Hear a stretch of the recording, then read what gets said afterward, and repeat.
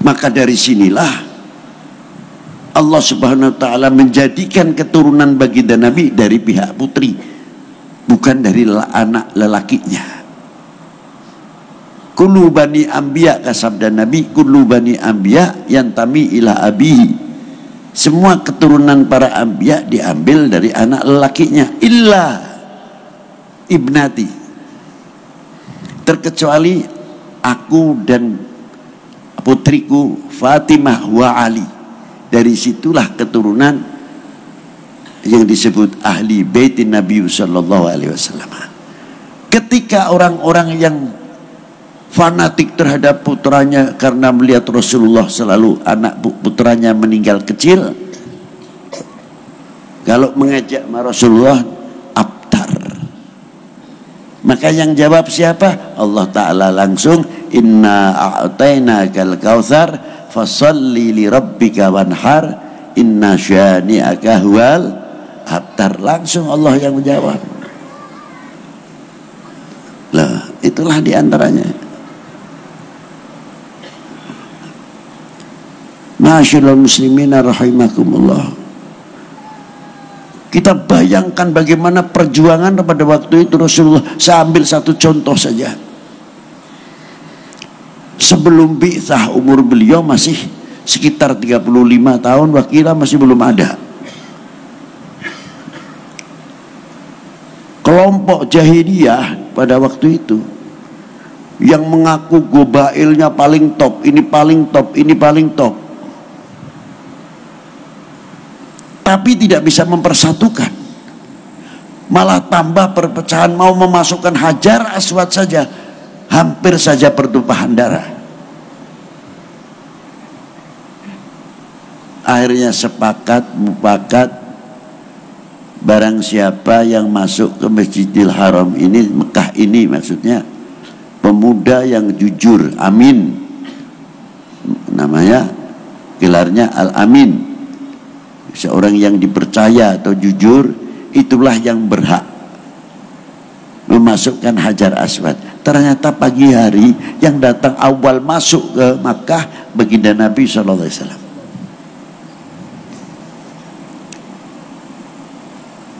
Begitu masuk mendapat kepercayaan langsung, hebat. Tapi bagaimana sifatnya Rasulullah? Tidak mempunyai akuisme, tidak mempunyai sifat akuisme.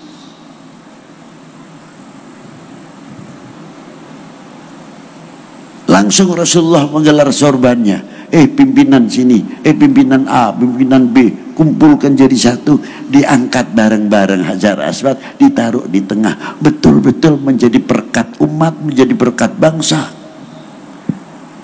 Baru diangkat bareng, baru dimasukkan oleh baginda Nabi SAW. Pertanyaannya sekarang, Al-Amin, Al-Amin yang bisa menjadi berkat umat, berkat bangsa, ini kemana? Ini menjadi pertanyaan. Apakah kita rela melihat negara diacak-acak umpamanya? Akan timbul satu pecah belah, NKRI digoyang, NKRI digoyang, tinggal menanti Indonesia dibagi berapa. Apa bapak-bapak ini, kita-kita ini ridho kalau Indonesia dipecah belah? Jawab yang keras. Perlu kenyataan. Nah inilah, kalau kita sudah kematian, kepaten obor, itu mau ngomong apa? Ma'asyiral muslimin rahimakumullah.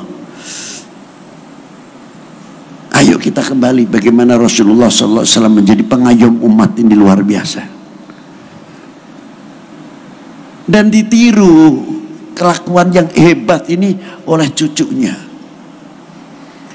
Sayyidina Imam Ja'farus Shadiq bin Sayyidina Imam Ahmad Rahmatillah Sudan Ampel bin Ibrahim Asmarokondi bin Jamaluddin Hussein bin Ahmad Shah Jalal bin Amir Abdul Malik bin Alwi Ammal Faqih bin Ahmad Shah Jalal bin Abdullah Udmat Khan bin Amir Abdul Malik bin Alwi Ammal Faqih bin Muhammad Saib Marbah bin Ali Khalid Qasam bin Alwi bin Muhammad bin Alwi bin Ubaidillah bin Ahmad al-Muhajir bin Isa al-Naqib bin Muhammad al-Naqib bin Ali al-Uraidi bin Ja'far al-Sadiq bin Muhammad al-Baqir bin Ali Zain al-Abidin bin Husain Sibti bin Ali bin Abi Talib wa bin Fatimah Zahra al-Batul binti Rasulullah sallallahu alaihi wasallam Rasul.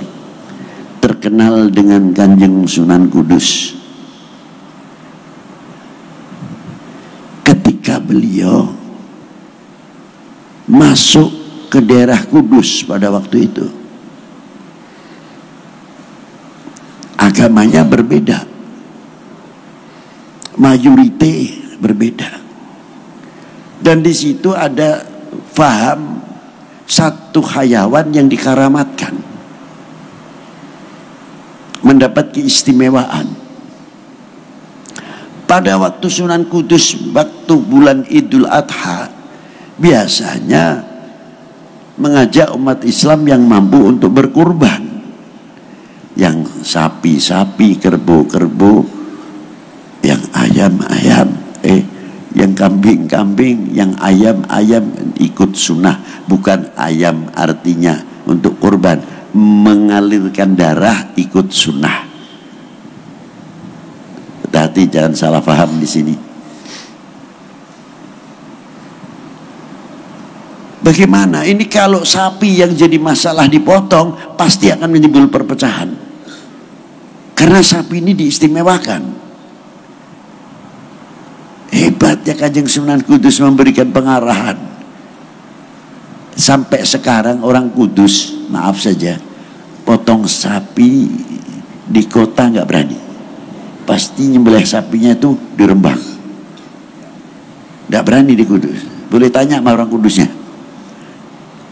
Itu sampai sekarang.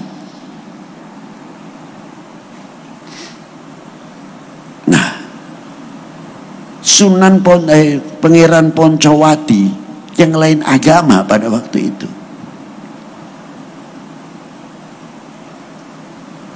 melihat keputusan yang bijaksana oleh Kanjeng Sunan Kudus, datang beliau ke Sunan Kudus.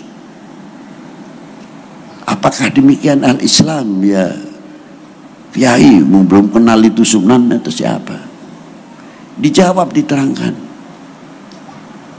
Akhirnya menjadi muridnya dan Islam, dan kerajaan itu diberikan langsung pindah ke Kanjeng Sunan Kudus.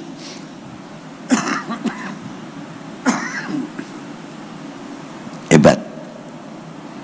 Padahal pada waktu itu kalau mau memanfaatkan kesempatan dalam kesempitan, pada waktu itu masih berdiri kerajaan Demak, masih jaya-jayanya. Siapa sih yang tidak ingin jadi raja? Diberikan oleh Pangeran Poncowati, langsung menjadi Raja Kudus. Tapi hebatnya Kanjeng Sunan Kudus, tidak mau beliau mendirikan suatu negara di dalam negara. Ini contoh, ulama-ulama kita sudah dahulu sudah memberikan contoh bagaimana Rasulullah rahmatan lil alamin dibawa oleh para tokoh-tokoh tersebut. Itu hebatnya.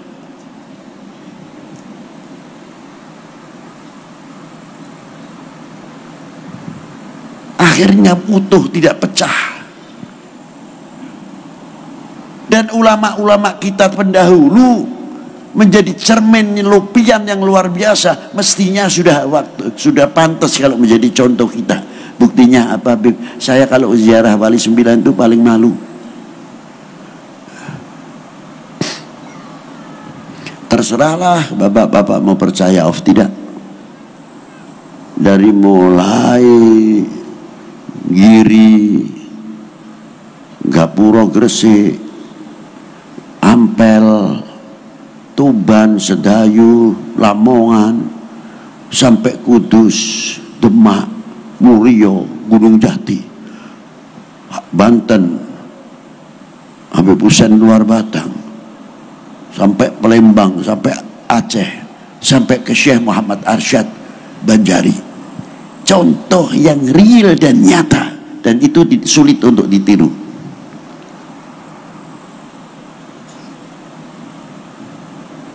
Semuanya masih sudah meninggal sekian ratus tahun, tapi masih mampu mengajak orang berzikir, mengajak beristighfar, mengajak orang bertauhid.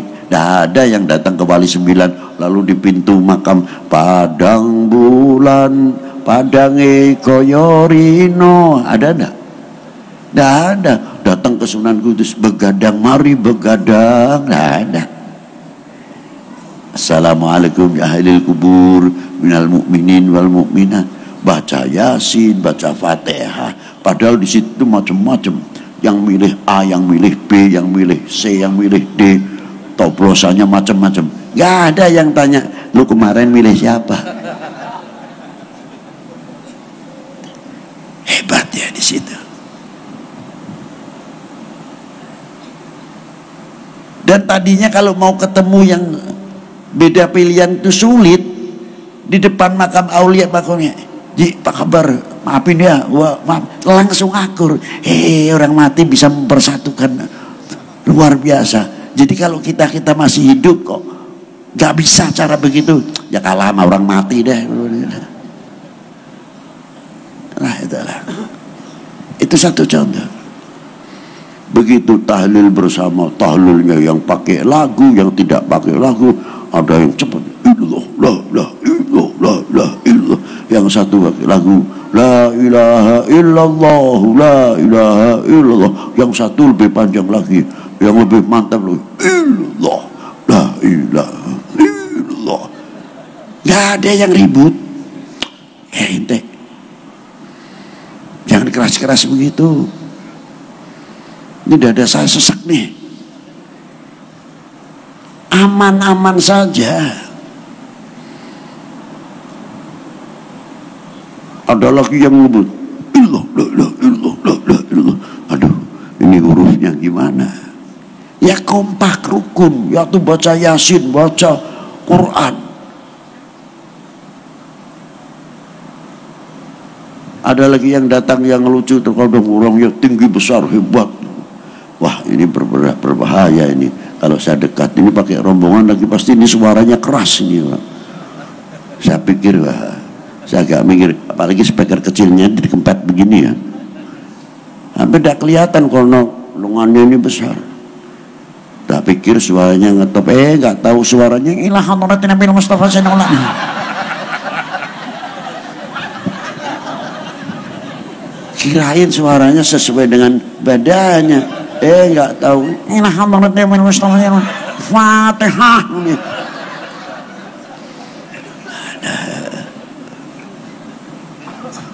Pengalaman, Pak.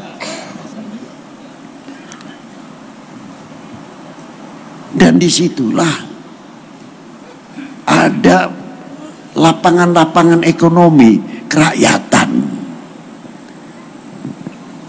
Jadi satu sisi masih mengajak bertauhid, bersolawat, bisa membuat ekonomi kerakyatan, menjadi pemersatu umat. Kita ini apa? Dan kuburan aulia itu tidak kenal pasar rame, pasar sepi, itu tidak kenal. Dulu di Syekh Muhammad Arsyad, kayak apa orang jalan kita masih ngalami kok ziarah ke guru Syekh Muhammad Arsyad. Itu kalau ke sungainya besar kita nggak bisa ziarah dulu. Iya. Nah sekarang kita lihat,